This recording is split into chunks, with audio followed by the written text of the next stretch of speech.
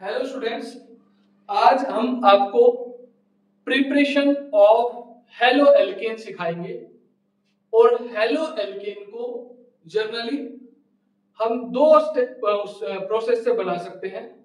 पहला है from hydrocarbon और सेकेंड है फ्रॉम एल्कोहल। हाइड्रोकार्बन में तीन चीजें आती हैं, एक एल्केन, एक एल्कीन और एक एल्काइंस। एल्काइंस का यूज हम प्रिपरेशन ऑफ हेलो एल्केन में नहीं करते हैं। इसका मतलब एल्केन और एल्कीन का यूज करेंगे for the preparation of halo alkane. तो फर्स्ट स्टेप है इसमें फ्रॉम हाइड्रोकार्बन, फ्रॉम हाइड्रोकार्बन, ये मेन स्टेप है। अब इसका जो सब पार्ट है वो है बाय यूजिंग एल्केन्स। एल्केन्स का यूज करके आप हेलो एल्केन कैसे बनाओगे? तो हम एल्केन का यूज करके हेलो एल्केन बनाते तो हैं, लेकिन इसका यूज करना हमारे लिए मुश्किल हो जाता है, क्योंकि अब आप देखोगे प्रिपरेशन में, जैसे ये ब्यूटेन है CH3 CH2 CH2 CH3। जब आप इसकी क्लोरीन के साथ रिएक्शन कराते हो in the presence of sunlight, H का मतलब होता है सनलाइट, तो ये बनाएगा CH3 CH2 CHCl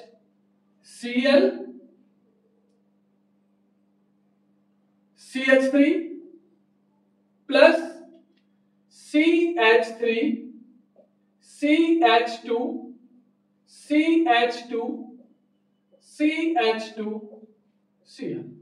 जब आप ब्यूटेन की क्लोरीन के साथ रिएक्शन करते हो in the presence of sunlight, तो एक तो आपको मिल जाएगा 2 क्लोरो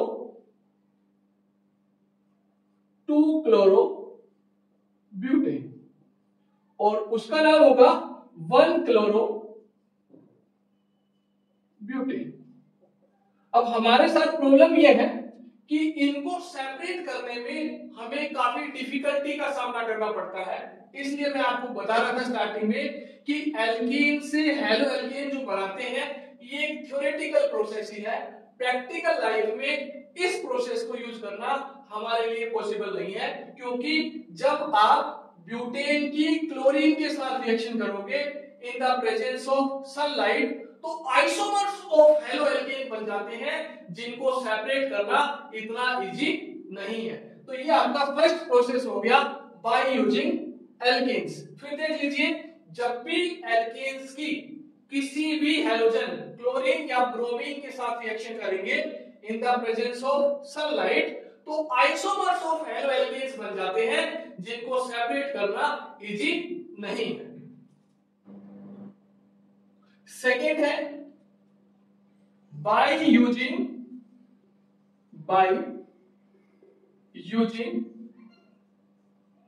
एल्कीन्स। अब एल्कीन्स का यूज करके आप हेलो एल्कीन कैसे बनाओगे? और ये हाइड्रोकार्बन का सबसे मोस्ट इंपोर्टेंट टॉपिक है। अब एल्कीन भी दो टाइप्स की होती है, एक सिमेट्रिकल एल्कीन और एक अनसिमेट्रिकल एल्कीन। जब भी कभी आपको ये लगे कि डबल बॉन्ड के दोनों तरफ number of carbon atom same है, तो वो सिमेट्रिकल एल्कीन कहलाएगा। और जब आपको ये लगे कि डबल बॉन्ड के दोनों तरफ equal number of carbon atom नहीं है, तो वो अनसिमेट्रिकल एल्कीन कहलाएगा। सिमेट्रिकल एल्कीन से हेलो एल्कीन बनाने का प्रोसेस डिफरेंट है, अनसिमेट्रिकल एल्कीन से हेलो एल्कीन बनाने का प्रोसेस डिफरेंट है। तो देखिए, अगर आपके पास CH3 CH double bond CH single bond CH3 but 2इन, इसका यूपीएससी नेम होगा ब्यूट 2इन। अब ये कैसी एल्कीन है?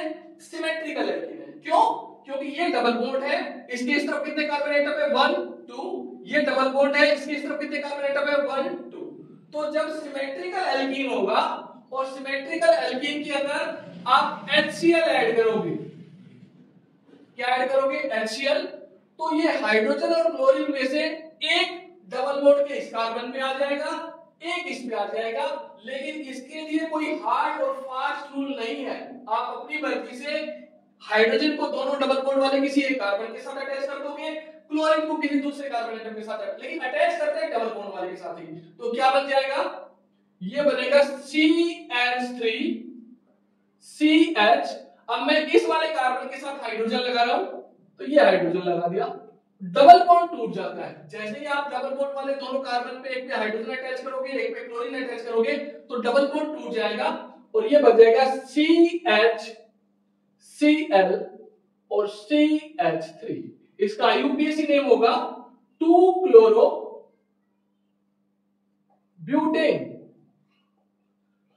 आप अगर क्लोरीन को इस वाले कार्बन पे लगाते और हाइड्रोजन को इस वाले कार्बन पे लगाते, तब भी उसका नाम 2-chloro-ब्यूटेन ही होता, क्योंकि फिर नंबरिंग हम इस तरफ से कर देते। लेकिन बनेगा दोनों ही केस में 2-chloro-ब्यूटेन है। अगर सिमेट्रिकल एल्कीन की केस में ही CH2 डबल बॉन्ड CH2 और आप HBr ऐड कर दोगे। क्या ऐड कर दोगे? HBr। तो ये भी सिमेट्रिकल एल्कीन है, क्योंकि डबल बॉन्ड के इस तरफ कितने कार्बन एटम है? एक। इस तरफ डबल बॉन्ड के कितने कार्बन एटम है? एक। और सिमेट्रिकल एल्कीन में आप जो हाइड्रोजन हैलाइड है उसका एक कार्बन एटम पे हाइड्रोजन अटैच कर दोगे, दूसरे पे हैलोजन अटैच कर दोगे और डबल बॉन्ड टूट जाएगा।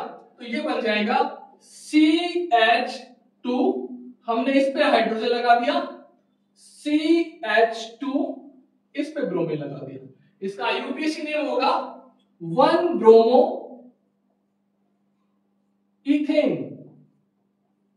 तो ये हमने पहला एल्कीन का जो पहला स्टेप था फ्रॉम सिमेट्रिकल एल्कीन, उसके बारे में बताया कि जब भी सिमेट्रिकल एल्कीन की हाइड्रोजन क्लोराइड हाइड्रोजन ब्रोमाइड के साथ रिएक्शन कराओगे तो एक डबल बॉन्ड के एक कार्बन एटम पे हाइड्रोजन को लगा दोगे, या कार्बन इसको हाइड्रोजन को लगा दोगे, दूसरे पे क्लोरीन को लगा दोगे। अगर HBr के साथ रिएक्शन करोगे तो एक डबल बॉन्ड वाला जो कार्बन है उस पे हाइड्रोजन लगा दोगे, दूसरे पे ब्रोमीन लगा दोगे, डबल बॉन्ड टूट जाएगा।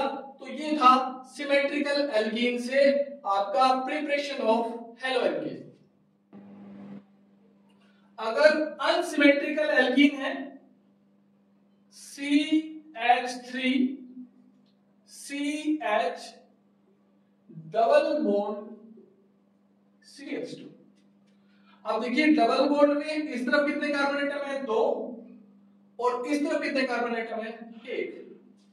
और जब आप इसके अंदर HCl ऐड करोगे या HBr ऐड करोगे तो 11th स्टैंडर्ड में आपने एक मार्कोनिकोव रूल पढ़ा था और उसमें लिखा था कि when hydrogen halides are added to the unsymmetrical alkene, then negative part of addendum goes to that carbon atom of double bond which have less number of hydrogen atom, and positive part of addendum goes to that carbon atom of double bond which have more number of hydrogen atom।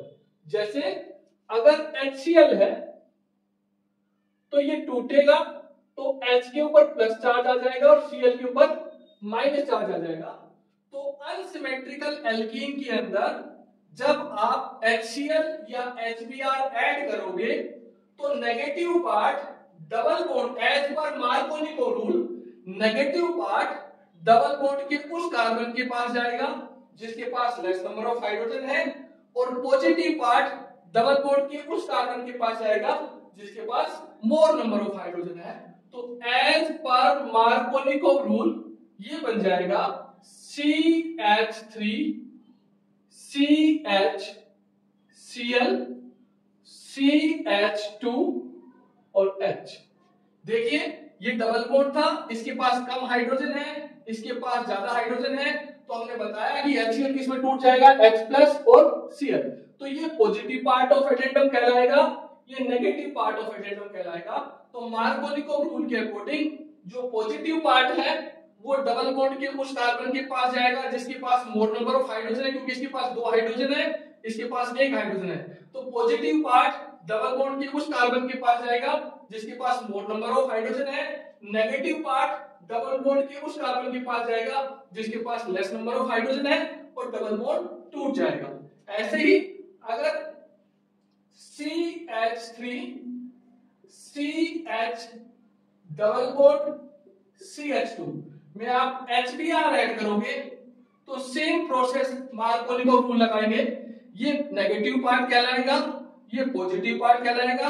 Negative part double bond के उस carbon के पास जाएगा जिसके पास less number of hydrogen है।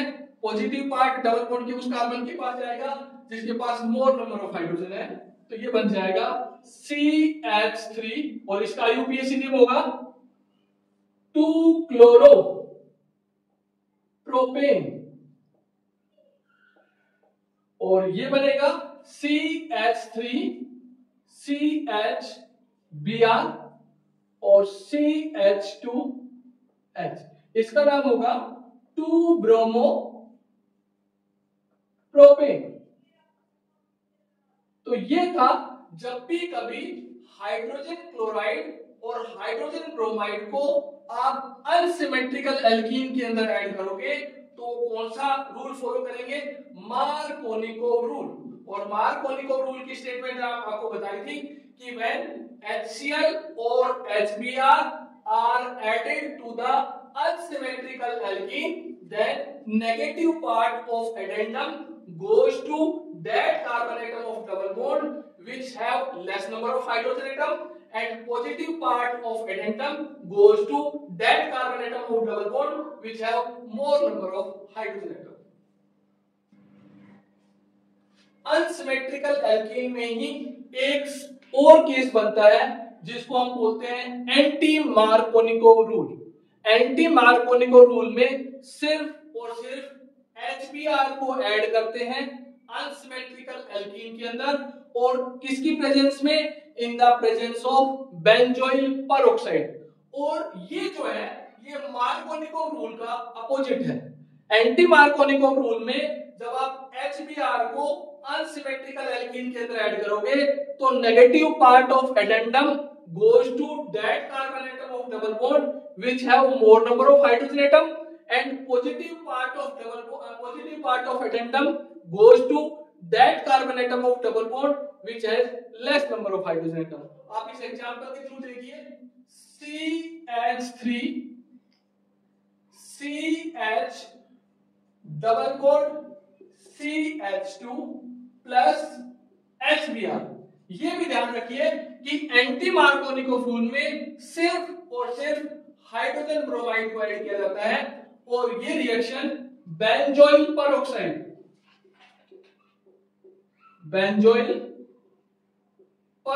की presence में टेक प्लेस होती है। कई बार नॉर्मली एरो पे परऑक्साइड भी लिख देते हैं। तो ये आपका पॉजिटिव पार्ट में टूटेगा, ये नेगेटिव में, लेकिन ये मार्कोनिकोव रूल का उल्टा होता है। अब नेगेटिव पार्ट डबल बॉन्ड के उस कार्बन के पास जाएगा जिसके पास मोर नंबर ऑफ हाइड्रोजन है और पॉजिटिव पार्ट डबल बॉन्ड के उस कार्बन के पास जाएगा जिसके पास लेस नंबर ऑफ हाइड्रोजन है। तो ये क्या फॉर्म हो जाएगा CH3 CHH CH2Br, यानी कि मार्कोनिकोव रूल का क्या हो गया, अपोजिट। अब इसका नाम क्या होगा, 1-ब्रोमो प्रोपेन। तो ये आप ध्यान रखना कि जब मार्कोनिकोव रूल और एंटी, जनरली एग्जाम में आता है HBr और इसके ऊपर परऑक्साइड लिख दिया जाता है, बोलता है कंप्लीट द रिएक्शन। तो अगर एरो के ऊपर परऑक्साइड लिखा दिखाई दे तो आप समझ जाना एंटी मार्कोनिकोव रूल लगेगा। और एंटी मार्कोनिकोव रूल में क्या होता है कि आपका जो नेगेटिव पार्ट है वो डबल बॉन्ड के उस कार्बन के पास जाएगा जिसके पास मोर नंबर ऑफ हाइड्रोजन है और पॉजिटिव पार्ट डबल बॉन्ड के उस कार्बन के पास जाएगा जिसके पास लेस नंबर ऑफ हाइड्रोजन।